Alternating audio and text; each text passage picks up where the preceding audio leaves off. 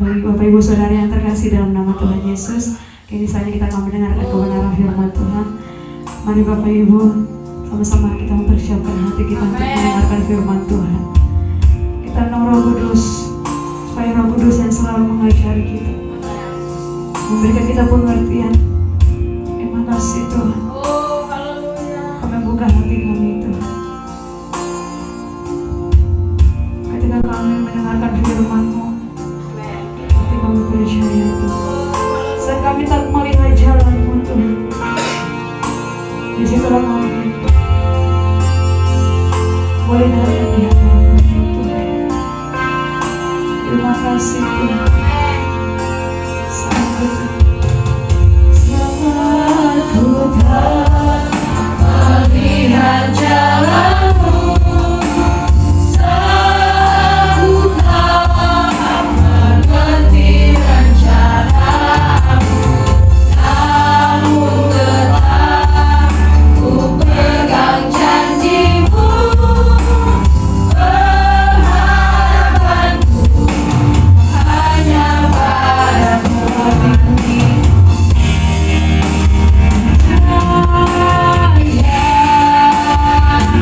Hatiku percaya,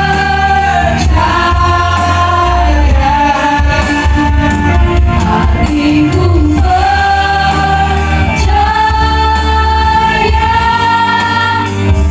selalu ku percaya,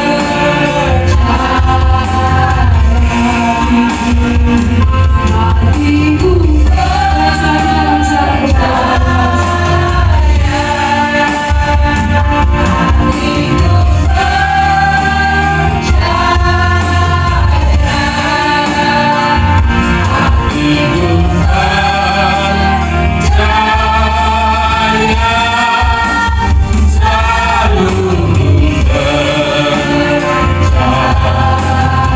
Katakan sekali lagi. Hatiku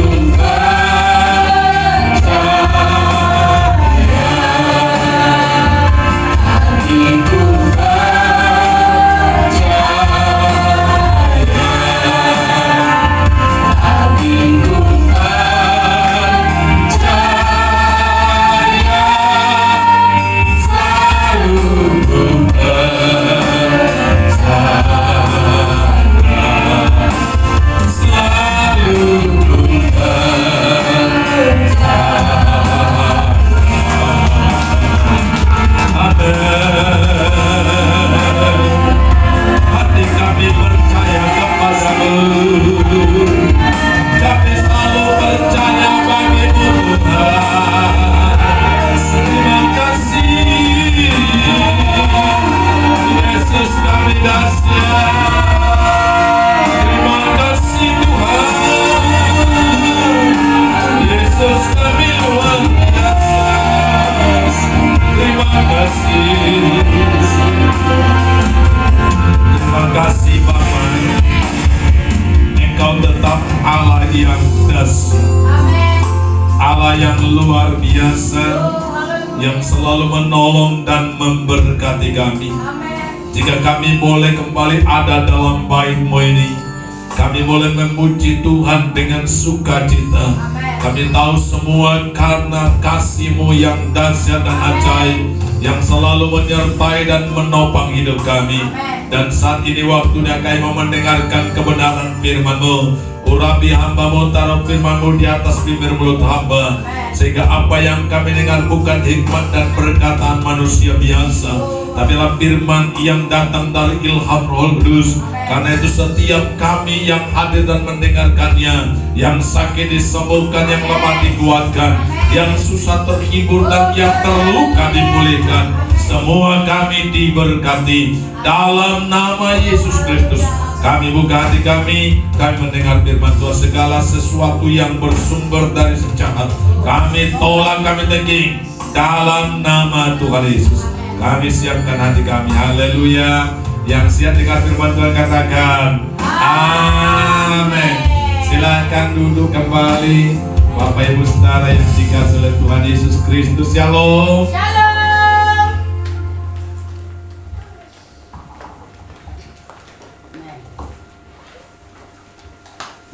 Apa kabar? Luar biasa. Haleluya. Yesus baik. kita dahsyat dan luar biasa. Amin. Dia tidak pernah meninggalkan kita, pertolongannya selalu sempurna Amin. atas kita semua. Tidak terasa kita sudah ada dalam minggu pertama pada bulan Maret 2022 ini. Saya percaya semua kita mengalami kemenangan, kesaksian-kesaksian yang menunjukkan bahwa Tuhan yang kita sembah adalah Tuhan yang dahsyat, yang selalu menyertai kita semua. Hidup yang diubahkan Tuhan. Itulah yang menjadi tema firman Tuhan saat ini, dan saya percaya semua kita yang hadir saat ini, kita sudah mengalami perubahan, tidak lagi serupa dengan dunia, karena hidup kita telah diubahkan oleh Tuhan. Amin. Mari kita buka bersama-sama dalam Lukas pasal yang ke-19, ayat yang pertama sampai ayat yang ke-9. Demikian bunyi firman Tuhan. Ini kisah tentang Sakeus yang diubahkan oleh Tuhan. Sakeus, Yesus masuk ke kota Yeriko dan berjalan terus melintasi kota itu. Ayat 2, di situ ada seorang bernama Sakeus, kepala pemungut cukai, dan ia seorang yang kaya.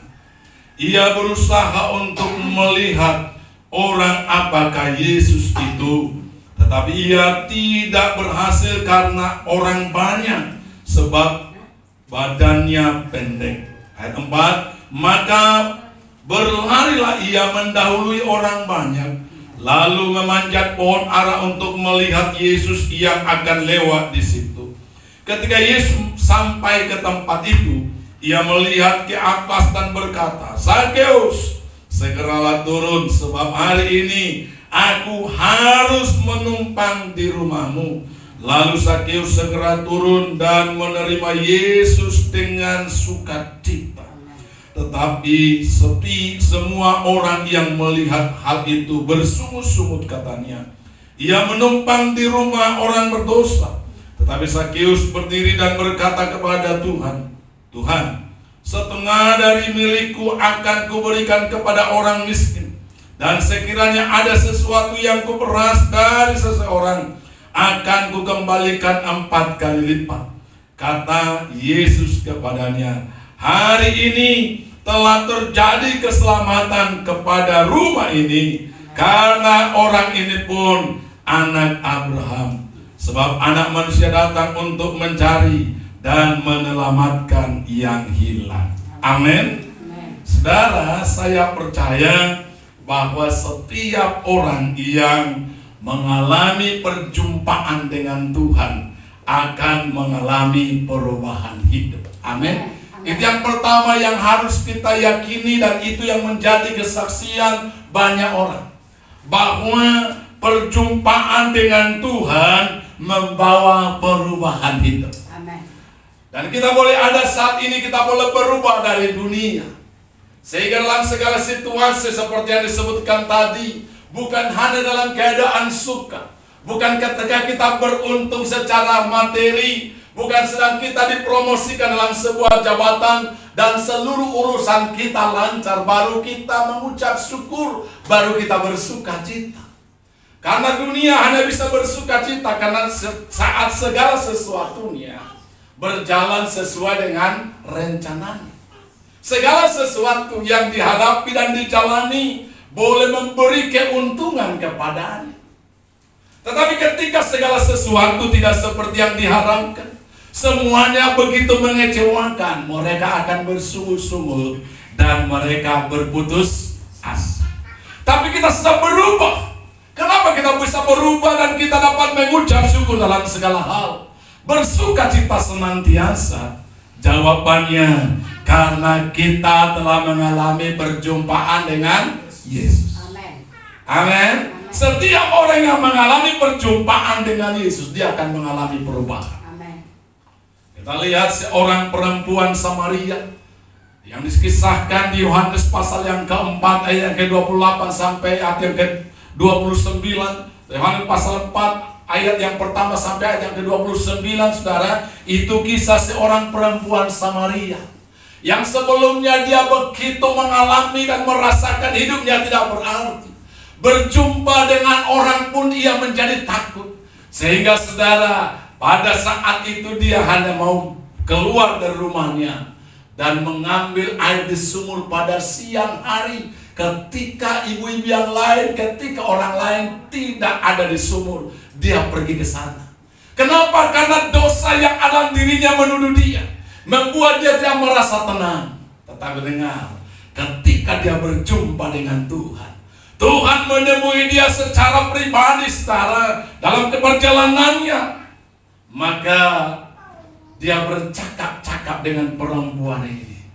Lalu kemudian perempuan ini, saudara, perempuan Samaria, betul-betul mengalami perjumpaan pribadi dengan Tuhan. Hatinya dijamah. Saudara tahu, orang yang tadinya begitu takut untuk berjumpa dengan yang lain, orang yang begitu merasa tertekan oleh dosanya, sekarang dia menjadi saksi. Dia bersaksi tentang Yesus. Lihat di sana ada Mesias. Dan saudara tahu, lewat kesaksian orang ini, seluruh kampung itu diselamatkan dan percaya kepada Yesus. Amin. Diawali dari apa? Diawali daripada perjumpaan dengan Yesus. Karena itu saya berdoa hari ini, kita semua mengalami perjumpaan dengan Tuhan. Sehingga kita pulang dari tempat ini, kita mengalami perubahan. Dan orang lain dapat merasakan dan melihat perubahan itu dalam kehidupan kita. Kita melihat juga bagaimana seorang yang begitu bengis, dipenuhi dengan rasa amarah, sehingga dia berusaha dan minta mandat untuk menghancurkan orang-orang Kristen yang ada pada saat itu. Tetapi saudara, ketika ia hendak pergi ke Damsyik, maka kemudian saudara, dia berjumpa dengan Yesus. Dalam keadaan amarah, dia ingin membinasakan dan menghancurkan semua orang-orang yang beribadah di sana. Karena baru saja Stefanus sudah dirajam dengan batu atas seizin dia. Siapakah dia? Itu namanya Saulus, yang kemudian kita kenal dengan Paulus. Ketika dia berjumpa dengan Tuhan, orang yang begitu sangat benci kepada ajaran iman Kristen, tetapi kemudian berubah menjadi orang yang menyerahkan diri untuk melayani Tuhan. Amen. Dan siap menderita bagi Kristus. Amin. Kapan terjadi? Jawabannya ketika dia mengalami perjumpaan pribadi dengan Tuhan. Saya sangat merindukan kita punya kesaksian. Saya berjumpa dengan Tuhan dan saya sudah diubahkan. Amin. Dan ini yang menjadi dasar kita, kekuatan daripada orang-orang yang percaya zaman yang pada abad-abad pertama. Kita lihat saudara, semuanya menjadi saksi-saksi yang efektif, membuat orang-orang besar saat itu, membuat pemimpin dan imam-imam melihat orang-orang biasa menjadi orang-orang yang luar biasa. Mereka heran. Kenapa? Karena ketika sudah mengalami perjumpaan dengan Tuhan, mereka mengalami perubahan. Sakeus saat ini yang kita lihat, bahwa ia berjumpa dengan Tuhan, dia pun berubah. Kalau sampai ada orang, dia selalu berkata, saya berjumpa dengan Tuhan, baik dalam doa, baik juga dalam ibadah, tapi tidak berubah, itu ada sesuatu yang salah, saudara. Karena Yesus mengubah hidup kita, Yesus mengubah pola pikir kita, saudara. Bagaimana supaya kita dapat berjumpa dengan Tuhan? Itu yang kita lihat. Yang pertama, untuk dapat berjumpa dengan Yesus, kita tidak boleh menyerah pada rintangan dan hambatan. Amin. Harus ada tekad yang bulat, memiliki kerinduan yang besar. Jangan pikir bisa berjumpa dengan Tuhan dengan santai-santai dan berkata, ya hari minggu depan masih ada ibadah lah. Pokoknya kita saat ini menikmati hal-hal yang enak-enak saja dulu lah. Tak bisa. Kalau kita mau berjumpa dengan Tuhan, kita harus siap menghadapi rintangan. Yesus berkata, masuklah melalui apa? Pintu yang sempit. Karena lebarlah jalan menuju kepada kebinasaan, sempitlah jalan menuju kepada kehidupan, itu Yesus, saudara. Jadi kalau lewat pintu yang sempit dengan santai dan berkata tunggulah dulu sepi, maka percayalah tidak akan pernah melewati pintu itu dan berjumpa dengan Tuhan. Itu yang kita lihat, salah satu teladan yang diberikan oleh Sakeus. Banyak hambatan yang dialami. Yang pertama, hambatan dari dirinya sendiri, karena dia pendek. Jadi dia lebih pendek dari yang lain. Yang kedua, hambatan dari orang banyak yang sibuk dengan dirinya sendiri. Mereka mengerumuni Tuhan yang saat itu sedang mengajar, berjalan bersama-sama. Mereka mengerumuni, mengelilingi, saudara, sehingga Sakeus yang pendek badannya ini tidak dapat melihat. Bersyukurlah yang tinggi badannya pada saat ini, saudara, sehingga bisa loncat lalu bisa melihat, saudara. Tapi Sakeus pendek, sehingga dia coba lompat-lompat, ternyata karena orang lain mengerumuni dia bisa lihat. Tetapi sekali lagi, apapun rintangan, jika kita ingin mengalami perjumpaan dengan Yesus, kita harus memiliki tekad yang bulat, saudara. Daud berkata, seperti rusa merindukan air, demikianlah aku merindukan Tuhan. Dalam Mazmur pasal yang ke-42 ayat yang dikatakan, sebab Mazmur pasal 42 sudah dikatakan, aku merindukan Tuhan. Ya, kita harus merindukan Tuhan, saudara, begitu haus seperti rusa merindukan air. Ya, kita boleh terus, saudara, seperti rusa yang merindukan sungai yang berair, demikianlah jiwaku merindukan Tuhan. Saudara yang dikasih Tuhan, mari saat ini kita harus rindu untuk bertemu dengan Tuhan. Amin. Tidak boleh karena ada rintangan sedikit kita lalu kemudian berkata punya alasan, ya udah saya nggak bisa. Ya, tinggal saya katakan butuh pengorbanan. Bahwa kita mau berjumpa dengan Tuhan, kalau kita mengasihi Tuhan, kita harus berkorban. Lewat jalan yang sempit, lihatlah Sakeus, saudara. Dia mencoba berusaha di tengah-tengah kerumunan orang banyak, dia tidak berhasil. Dan ketika dia tidak berhasil, dia tidak berkata, "Dua, saya pulang saja." Tidak ada orang yang memberikan kesempatan kepada saya untuk berjumpa dengan Tuhan. Tidak, saudara. Dia memikirkan, dia tidak mau berhenti karena ada rintangan. Lalu Alkitab berkata, dia berlari mendahului orang lain. Saya rindu kita selalu berkata, aku harus berlari mendahului orang lain. Aku harus lebih lagi mengasihi Tuhan. Aku harus terus lebih maju lagi untuk mengasihi Tuhan dan melayani Tuhan. Amin. Tidak boleh menyerah kepada tantangan. Kalau ada rintangan sedikit, jangan kita langsung menyerah. Kami sudah terbiasa, saudara, untuk bekerja, melakukan segala sesuatu dan tidak pernah meninggalkan pelayanan. Arisan tetap kita ikuti, acara keluarga tak kita jalani, saudara. Dan pekerjaan-pekerjaan lain kita lakukan. Tetapi namanya pelayanan dan ibadah tidak boleh ditinggalkan dan tidak boleh terganggu. Ketika pada hari-hari yang lalu, arisan hari Minggu, saudara, kalau itu hari Minggu, karena sekarang ini tidak bisa hari Minggu lagi karena 3 kali kita beribadah, saudara. Nah, dulu masih yang 1 kali kita bangun pagi-pagi sekali, saudara. Lalu kita masak dan semuanya, kemudian kita siapkan dan kita laksanakan ibadah. Dan setelah itu tamu-tamu atau keluarga pada datang. Kita ada pengorbanan.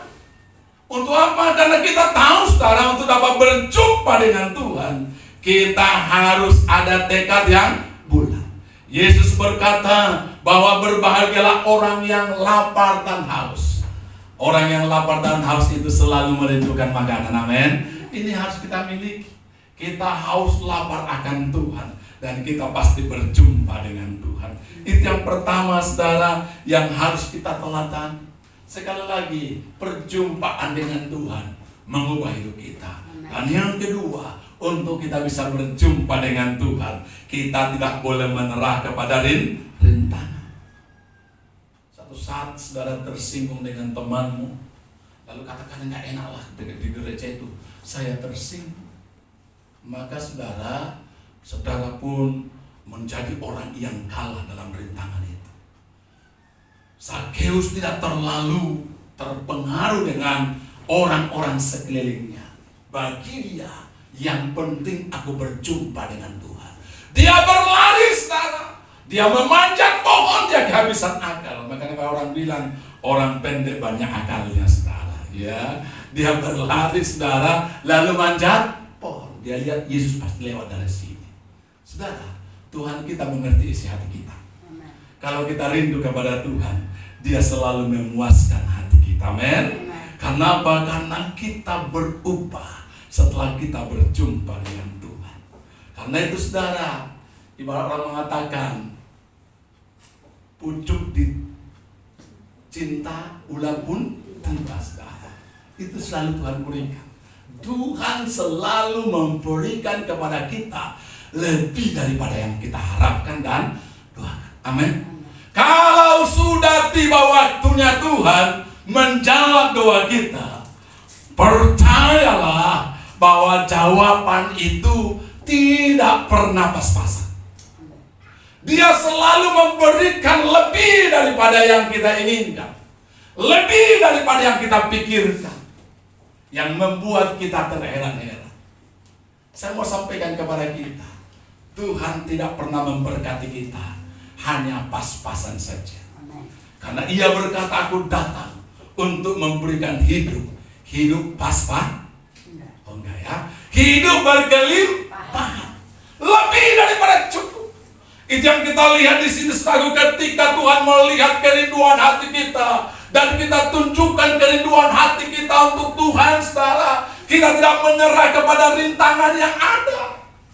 Lalu kemudian Yesus melihat Zakheus. Dengar, Zakheus hanya ingin melihat Yesus. Dia sudah bercukup. Aku ingin melihat saja. Saya sudah merasa puas karena aku tidak layak untuk berjumpa dengan Tuhan. Apalagi menjamu Tuhan, aku tidak layak. Sebab aku orang berdosa, pemungut cukai, dan semua orang mencibir kepadaku karena aku ini dianggap sebagai kaki tangan penjajah orang Romawi yang menjajah bangsa Israel pada saat itu. Sehingga Zakheus bilang, cukup aku hanya melihat. Tetapi dengar, Yesus selalu memberi lebih daripada yang kita inginkan dan kita doakan. Saat itu ketika Yesus melihat hati daripada Zakheus, dia manjat di atas pohon. Saya tidak bisa bayangkan bagaimana orang pendek ini manjat di atas pohon, saudara, pohon ara. Lalu kemudian Yesus lewat dan melihat kepada Zakheus. Yesus berkata, Zakheus, kau bukan hanya saja ingin melihat aku, sekarang turun. Perhatikan kalimat yang dikatakan Yesus. Aku harus menumpang di rumah. Perhatikan ayat yang kelima. Ketika Yesus sampai ke tempat itu, Ia melihat ke atas dan berkata, Zakheus, segeralah turun, sebab hari ini aku harus menumpang. Oh, luar biasa, saudara. Sepertinya Yesus sekarang yang menawarkan dirinya. Bukan hanya kau melihat aku, tapi aku harus menumpang di rumahmu, karena engkau sangat merindukan aku. Berbahagialah orang yang rindu akan Tuhan, amin. Orang yang haus akan Tuhan. Efesus pasal 3:20 dikatakan, Dia yang sanggup memberikan kepada kita lebih besar daripada yang kita minta dan doakan. Karena itu hari ini, ketika mungkin doa-doa kita belum dijawab oleh Tuhan, tetaplah melangkah dan percaya, setia kepada Tuhan, amin. Karena ketika tiba waktunya, kita akan terheran-heran dan berkata, betapa hebatnya Tuhan itu yang menjawab doaku lebih daripada yang aku minta dan doakan. Jika hari ini doa kita belum dijawab oleh Tuhan, itu berarti Tuhan sedang ingin melihat kesungguhan dan kesetiaan hati kita. Amin. Bukan karena Tuhan tidak sanggup untuk menjawab. Tuhan sangat sanggup dan mau untuk menjawab doa kita. Tapi Dia rindu melihat hati saudara dan hati saya yang merindukan Tuhan. Dia rindu, saudaraku, melihat hati kita yang sangat setia kepada Tuhan. Itulah yang dilihat Tuhan kepada Sakeus, sehingga Sakeus terheran-heran. Ternyata Yesus mau menumpang di rumahnya. Bahkan Yesus berkata, aku harus menumpang di rumahmu. Wih, luar biasa, saudara. Amin. Luar biasa, Tuhan kita mengerti segala isi hati kita dan mengerti kebutuhan kita. Yang penting hari ini, jangan tanya kapan Tuhan menjawab doa. Tapi tanya kepada dirimu, apakah aku sudah sungguh-sungguh merindukan Tuhan? Dan sudahkah aku benar-benar setia kepada Tuhan? Itu yang terpenting. Tuhan tahu kapan waktunya akan menjawab doa kita. Tuhan tahu bagaimana caranya untuk menjawab doa kita. Itu adalah tugas dan tanggung jawab Tuhan kita. Tidak perlu kita desak dan tidak perlu kita ajari kapan Tuhan menjawab doa kita dan bagaimana cara Tuhan menjawab doa kita. Yang penting bagi kita belajar kepada Sakeus. Yang pertama, tidak menyerah kepada tantangan itu, saudara. Dia tunjukkan kesetiaannya dan kerinduannya kepada Tuhan. Amin. Jangan baru sedikit-sedikit masalah kita langsung lemah dan tidak setia kepada Tuhan. Katakan kepada Tuhan, tahun ini aku tidak akan absen, aku tidak akan berhenti beribadah. Kalau bukan amat sangat mendesak, aku akan tetap datang kepada Tuhan dalam situasi apapun juga. Amin. Kalau itu yang menjadi tekad kita, Tuhan lihat tekad kita. Bukan saudara lagi sedang yang meminta, tapi justru Tuhan yang menawarkan. Amin. Dengar, bukan Sakeus yang meminta, tapi sekarang Tuhan yang menawarkan. Aku harus menumpang di rumahmu. Siapkah engkau, saudara? Lihatlah saat itu Sakeus mengatakan di situ ayat yang ke-6. Sakeus segera turun dan apa, saudara? Menerima Yesus dengan sukacita. Luar biasa. Kalau kita sudah berjumpa dengan Tuhan, kita akan ada sukacita. Tadi yang kita berkata, kita tertawa dengan hahaha. Kita tersenyum dengan apa? Nah, kita melompat-lompat, saudara. Karena apa? Karena perjumpaan dengan Tuhan. Yesus hadir di rumah Sakeus, saudara. Dia terima dengan sukacita. Ini sangat penting, saudara. Selalu saya katakan, salah satu ciri orang yang percaya, ada damai sejahtera. Senyum kiri, senyum kanan. Yang penting jangan senyum sendiri. Masalah pasti datang silih berganti. Siapa yang tidak punya masalah di sini? Ibu Gembala saya tadi saja punya masalah, ya, punya pergumulan yang sampai hari ini masih tetap dalam proses penyelesaian Tuhan. Kita nggak mau menyelesaikan sendiri. Karena apa? Karena kita tahu bahwa jika kita menyelesaikan sendiri bisa ada salah. Tapi kalau Tuhan yang menyelesaikan, hasilnya selalu sempurna. Karena tidak mau pakai logika kita, maunya begini, banyak usul-usul, saudara. Tetapi bagi kita, yang terpenting kita setia kepada Tuhan. Yang terpenting kita tidak berhenti karena ada rintangan. Dan waktunya Tuhan, waktu yang indah. Dan ketika itu, saudara, ada damai sejahtera. Damai sejahtera yang kuberikan kepadamu tidak sama dengan yang diberikan oleh dunia. Sebab damai sejahtera yang kuberikan itu tidak dapat diambil oleh siapapun. Ketika kita sudah diubah Tuhan, damai sejahtera bukan bersumber dari yang lain, bukan dari luar, tetapi dari dalam. Sudah dikasih oleh Tuhan. Seorang motivator yang luar biasa, Maxwell namanya. Saudara, dia punya seorang istri mengadakan sebuah seminar. Dan orang ini juga dipakai oleh Tuhan, saudara, dan dia berbicara tentang kebahagiaan. Lalu kemudian ketika menyampaikan kebahagiaan, lalu setelah ada sesi tanya jawab, salah seorang peserta seminar itu berbicara dan menanyakan kepada istri John Maxwell. Dia berkata, tentulah ibu berbahagia Dan saya mau bertanya, apakah ibu berbahagia karena suami ibu adalah seorang motivator yang sangat terkenal, dipakai Tuhan dengan luar biasa, yang sudah mendunia? Dia katakan, apakah ibu bahagia?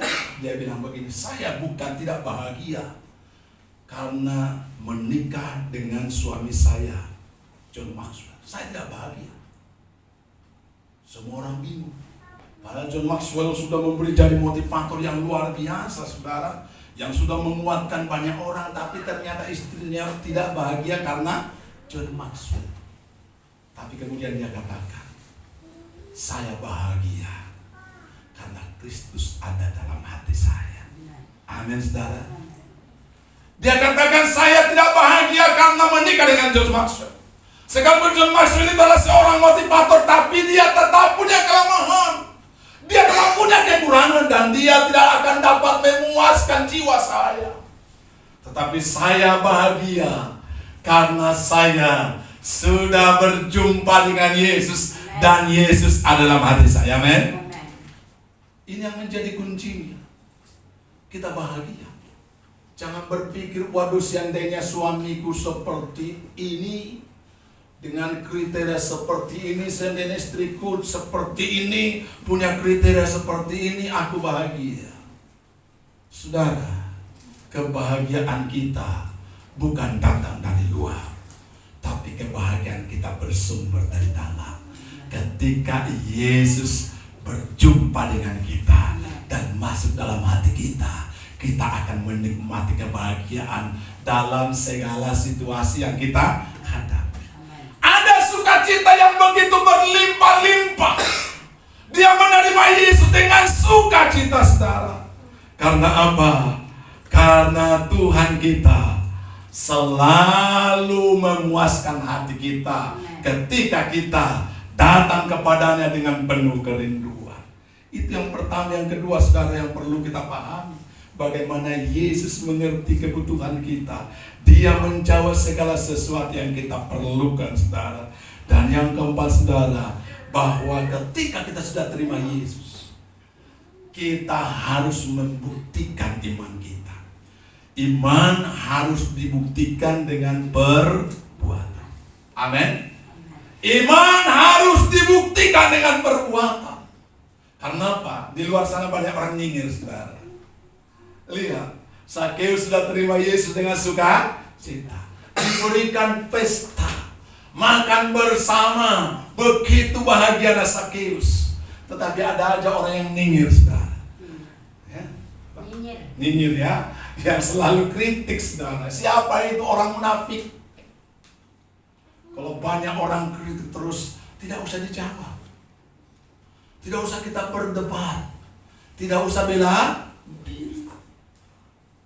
Maria saja, saudara, Maria, saudaranya Lazarus, ketika berjumpa dengan Yesus lalu dengan penuh sukacita, rasa syukur dipecahkan minyak buli-buli berisi minyak narwastu, saudara, yang harganya 300 dinar sebagai rasa hormatnya kepada Tuhan.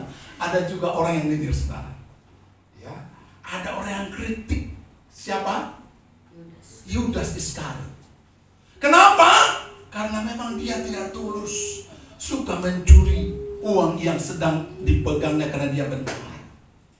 Saudara, jangan kita begitu risau ketika kita mulai setia kepada Tuhan. Banyak orang, saudaraku, yang mulai begitu mengkritik kita, begitu seringkali berkata-kata yang negatif tentang kita.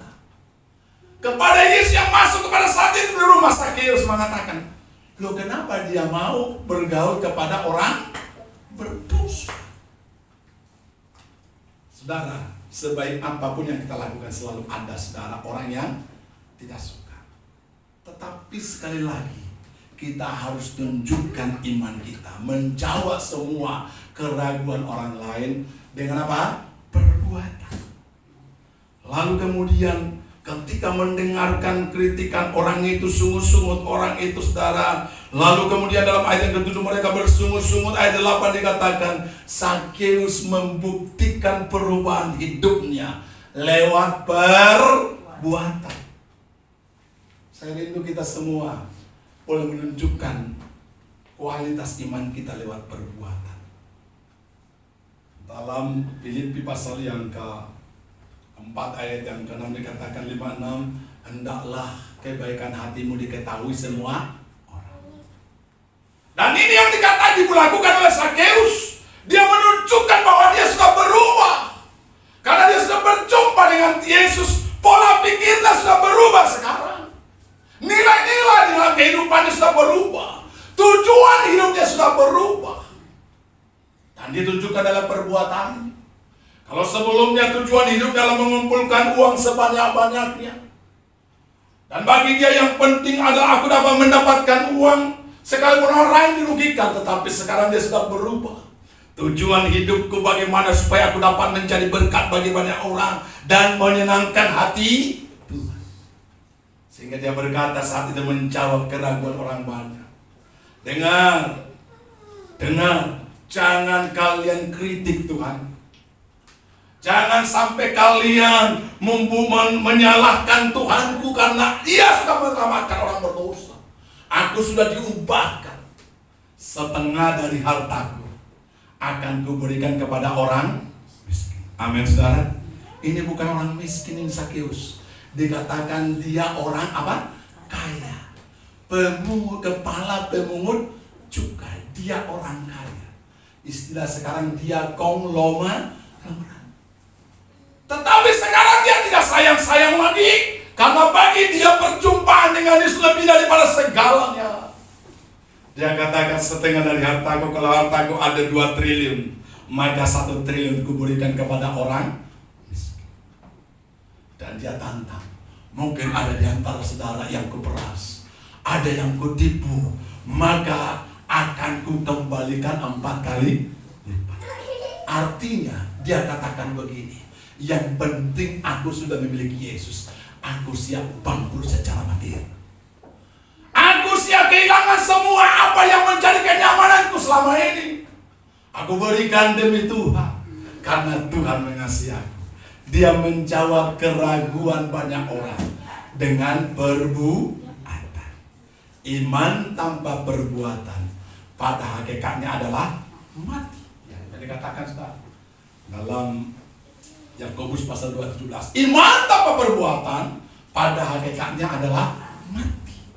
Jadi ini saudara yang ingin kita lakukan. Sekali lagi saya katakan kepada kita, mari kita datang kepada Tuhan dengan sungguh-sungguh.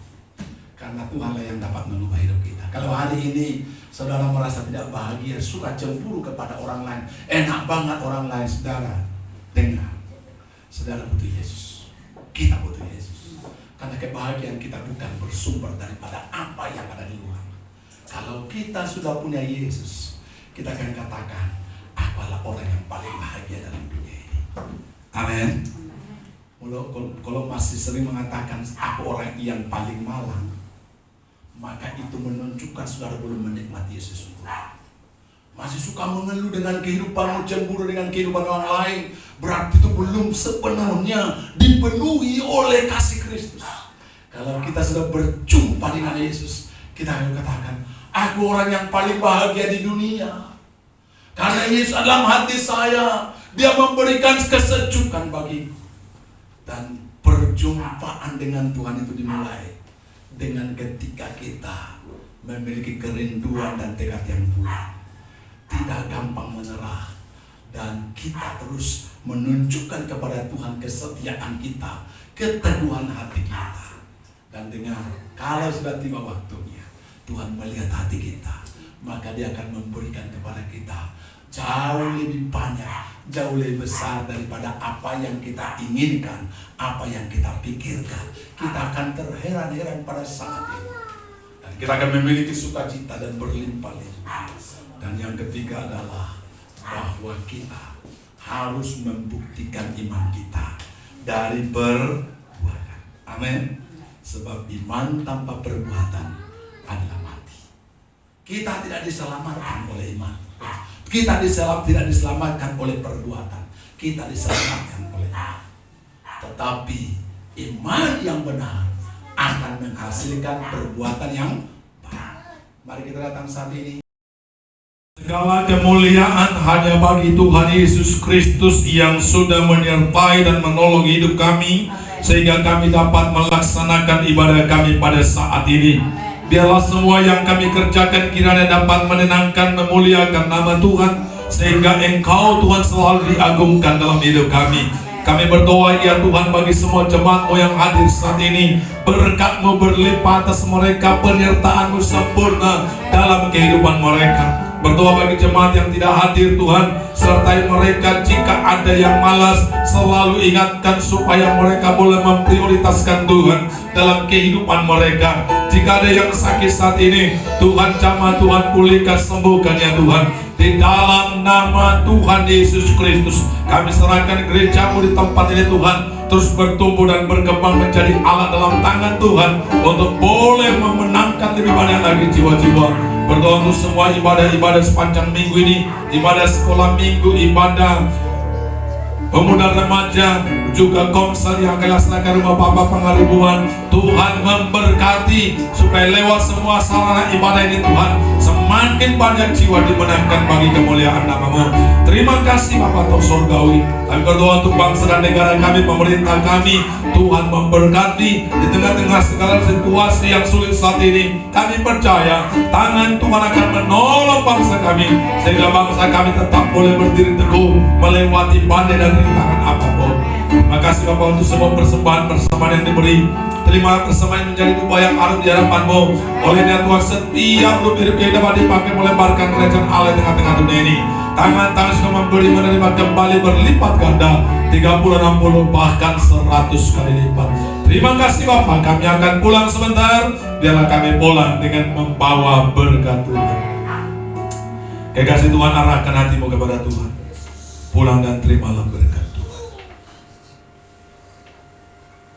Tuhan kiranya akan senantiasa mencurahkan berkat-Nya atas hidup saudara. Tuhan memberkati usaha, pekerjaan-pekerjaanmu, ekonomimu tetap naik, dan engkau selalu berkecukupan bahkan berkelimpahan.